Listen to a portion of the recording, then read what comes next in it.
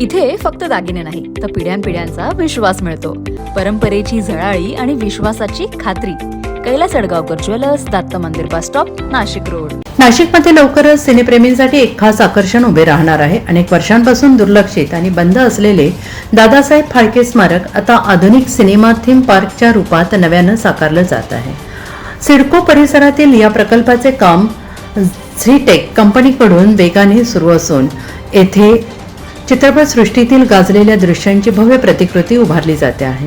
या थीम पार्कमध्ये किंगकॉंगमधील empire state बिल्डिंगवरील थरारक सिंग, बाजीराव मस्तानीमधील मस्तानीचे नृत्य, रंगदे बसंती प्रेरित इंडिया गेट, तसेच दिल्ली 6 मधील रेड फोर्ट आणि चांदणी चौक येथील वास्तवदर्शी पुनर्निर्मिती केली जाणार आहे. केदारनाथ, बाहुबली, DDLJ आणि शोलेमधील प्रसिद्ध प्रसंग येथे अनुभवता येणार आहेत.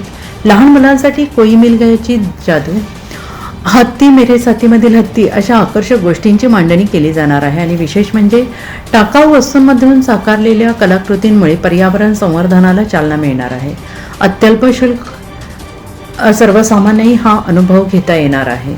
लवकरच हे उद्यान नागरिकांसाठी खुले करण्याचे नियोजन आहे. हा प्रकल्प नाशिकच्या पर्यटनाला नवी ओळख निर्माण करून देणारा आहे. NCN न्यूजसाठी सचिन दिवटे, नवीन नाशिक.